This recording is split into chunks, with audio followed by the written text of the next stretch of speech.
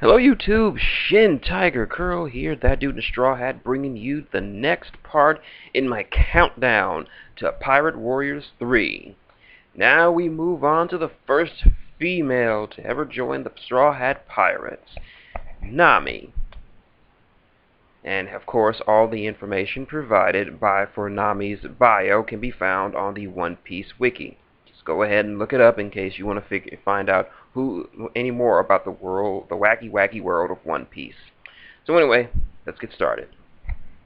Cat-Burglar Nami is a pirate and the navigator of the Straw Hat Pirates. She was the third member of the crew and second to join, doing so during the Orangetown arc. Later, she left and betrayed the crew during the Barati arc, but rejoined at the end of the Arlong Park arc after her past and true intentions were revealed. She currently has a bounty of 16 million berries. Personality. Along with Nico Robin, Nami is one of the smartest of the Straw Hat Pirates and third smartest character in the East Blue, according to Oda. The first being Ben Beckman of the Red Hair Pirates, and second being Captain Kuro. She is often seen reading a book in between chapters. At the beginning of the series, Nami despised all pirates. She viewed them as nothing but bad people after losing someone close to her, only changing her mind after she met Luffy.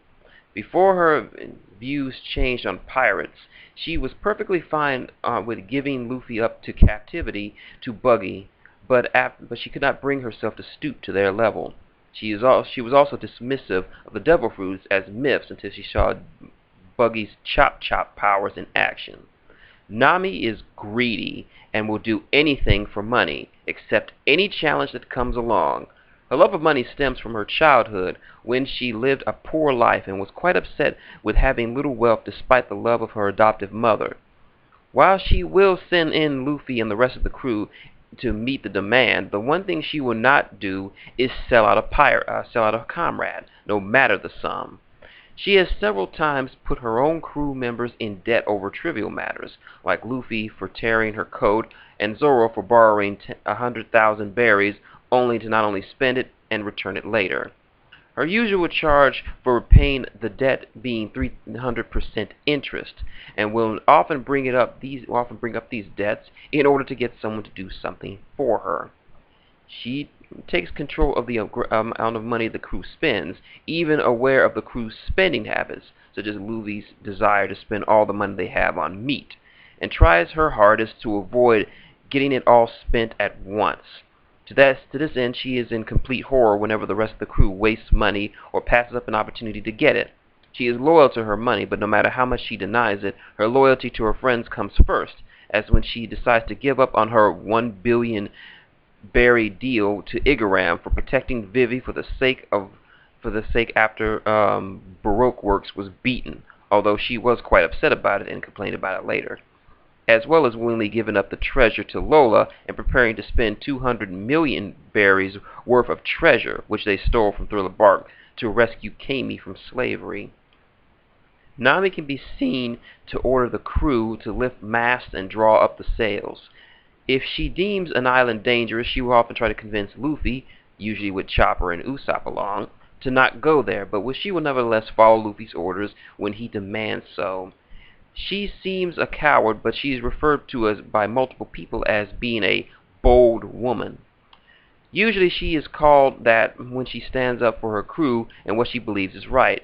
She is aware of the dangers that they face every day and has a much better understanding of the world and its more dangerous individuals, e.g. the 7 warlords, than most of the crew, though lacks Robin's knowledge on some of the other powerful figures, e.g. the Marines and their admirals, and organizations, e.g. the emperors.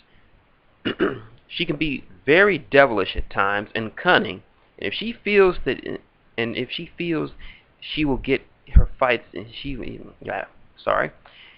she feels she will ever fight her fights, and if she feels like it, she will give her fights to Luffy, Sanji, or Zoro. She's been known to stand her ground against anyone hurting her comrades, abandoning her otherwise normal routine of trying to stay out of harm's way. In the Alabasta saga, Nami's fights against the Baroque Works was mainly because of her friendship with Vivi. In Water 7 and Inez Lobby arcs, Nami's main reason for fighting was based on getting Robin back. In the Thriller Bark arc, once again Nami refuses to run away and stood her ground when Absalom attacked Lola, and then again when Kuma confronted the entire crew. The best example came from her survival of Ignale's ordeals, which left her the only fighter standing beside him. She agreed to board his ship and go to his promised land out of fear after seeing how strong all the other strong fighters lost the game, but later, after hearing his plans that would forsake the Sky Island, she soon turns on him. After the time skip, Nami seems less violent, such as when Luffy and Zoro nearly broke the coating of the ship. It was Usopp and Chopper who scolded them for their reckless behavior and not Nami. In return, however, for her less sympathetic personality traits, she is also one of the more compassionate members of the crew who is fast to show sympathy when hearing sad things from other people, and as she has shown during the incident with Hatchin, she is willing to forgive even people who hurt her for many years. She is easily one of the Straw Hats' most emotional members, showing much understanding of and insight into feelings. However, it should be noted that while she suffered under the guise of being part of Arlong's crew, her sister said that she has never seen Nami cry since Belmir's death. The first time she did was when she thought her village was going to be annihilated, and she asked Luffy for help. This often makes her good to comfort her friends, although she has done the exact opposite to comedic effect. As shown when, during the crew's discussion on whether Usopp should return or not, she insisted Usopp should return. Nami also has an obsession with fashion, as she is never seen wearing the same clothes. This is not present in the earlier chapters and started after the Serb Village arc.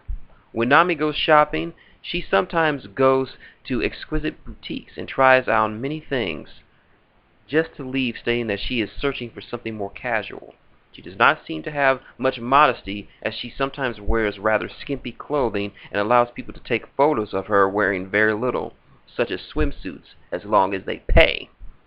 She often uses her looks and sex appeal for her own benefit, and will even allow men to see her completely naked. However, she charges 100,000 to each person who sees her, even if it's by accident. After the 2-year time skip, she does not overreact, scold, or hit the crew as often as she did for their rash reactions anymore, like when she decided to take part in the activities such as demanding money when the crew holds the Ryuga Kingdom quote-unquote hostage. In fact, she appears quite calm in the most daunting of situations, most notably when fake Nami held a gun to her head, implying that she has become fairly confident in her abilities. It seems that this confidence is paradoxical, however, as Nami herself states that she isn't weak, but she is a quote-unquote scaredy cat. True to her word, she and Usopp became extremely confident they could take down Baby 5 and Buffalo once the threat of their retaliation was no longer a factor. Nami is still prone to panic in the face of imminent danger, shown during the descent to Fishman Island and Sanji's declaration that he would counterattack the Big Mom ship. And her love of money causes her to resort to her old tactics of hitting the male crew members again. She still has an extremely high stamina for drinking during celebrations. During the Punk Hazard arc, Nami is shown to have a soft side for children. When she and the others are fleeing through the Biscuits room, the giant children plead with her to save them, after which she stops and declares that she can't turn her back on children crying, asking to be saved. She treats Momonosuke like royalty and seems oblivious to his perverted nature, calling him Momo-chan and letting him sleep in her room. Interesting enough, Oda has stated that Nami would be a child care worker if she wasn't already a pirate. Powers and abilities. Being assigned the navigator and of the Straw Hat Pirates, Nami is responsible for evaluating the direction the ship goes as they sail further into the sea. Nami also tends to act as the crew's de facto treasurer. Physical abilities. Throughout most of the series, up to the Alabasta arc, Nami was not as skilled in combat as most of the crew. She does not have superhuman strength, nor does she have formal training in any fighting style, although she was seen in Water 7 to have decent agility, being able to jump over a gate and between rooftops. As a result, she remained a supporting member of the crew rather than a main fighter. Before acquiring the Climatact and its various upgrades, she is shown to possess moderate skills with a bow staff, which she would use for self-defense.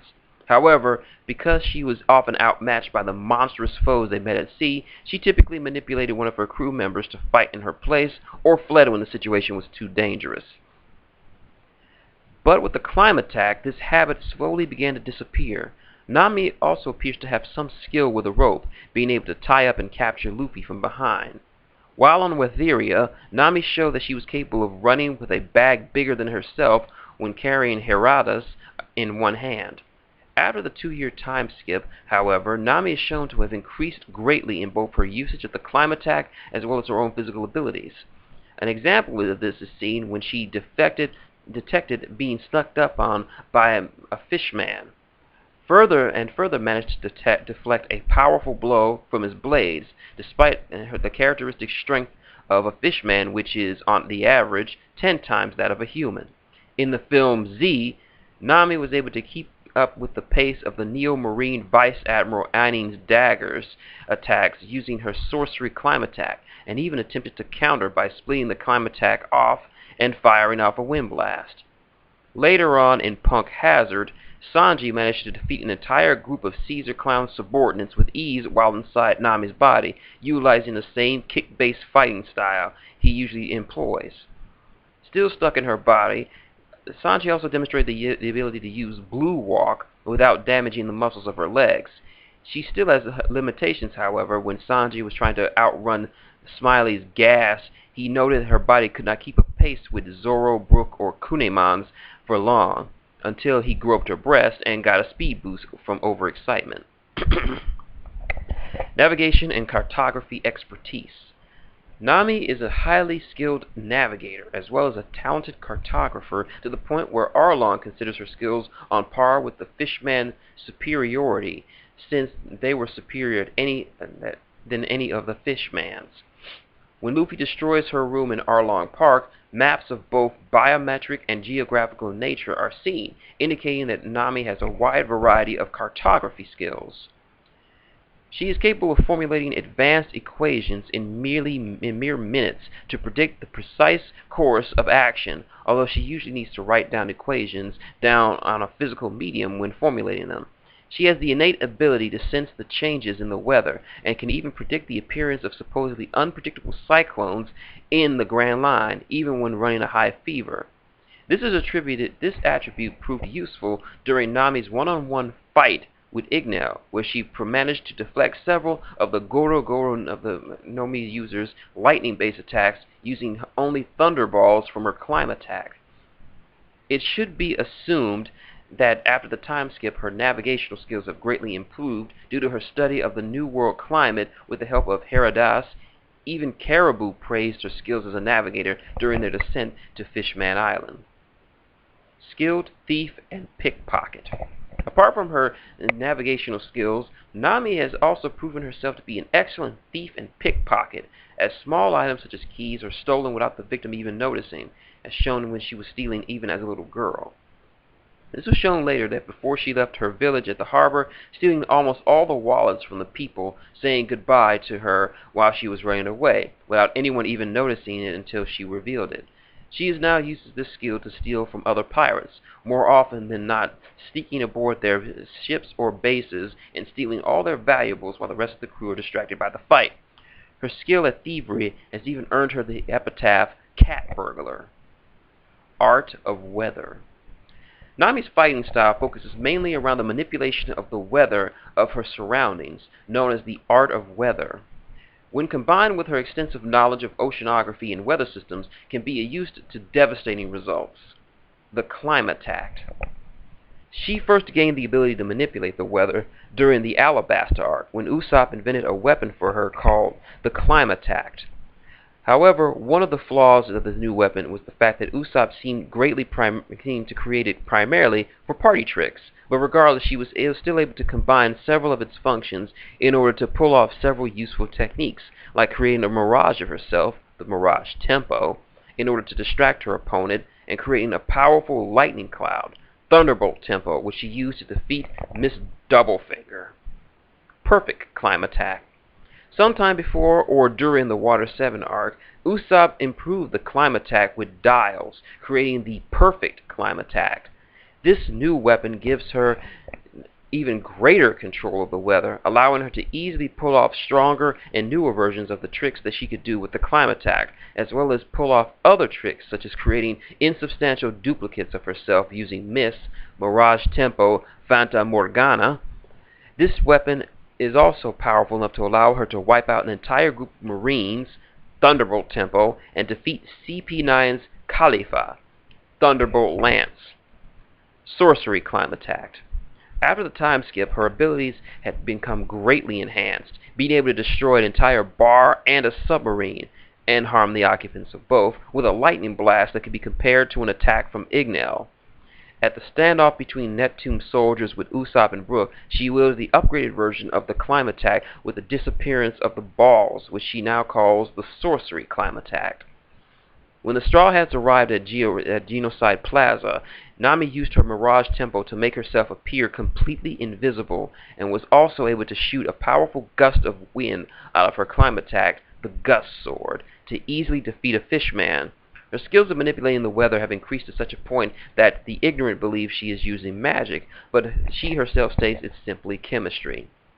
She can now use and create weather in more unusual and unforeseen ways, like launching an egg which hatches to release a large thundercloud from inside, that she can use to take control of in order to strike down her opponents, that she calls Thunder Breed Tempo, and creates an orb at the end of one of these 3 segments of her climb attack which possesses enough heat to melt snow and harm a snow woman like Monet, the Heat Egg. This climb attack has also been proven not only to be useful in battle situations, but regular daily use as well, such as taking showers, shower tempo, and making paths to travel with sea clouds, Milky Road.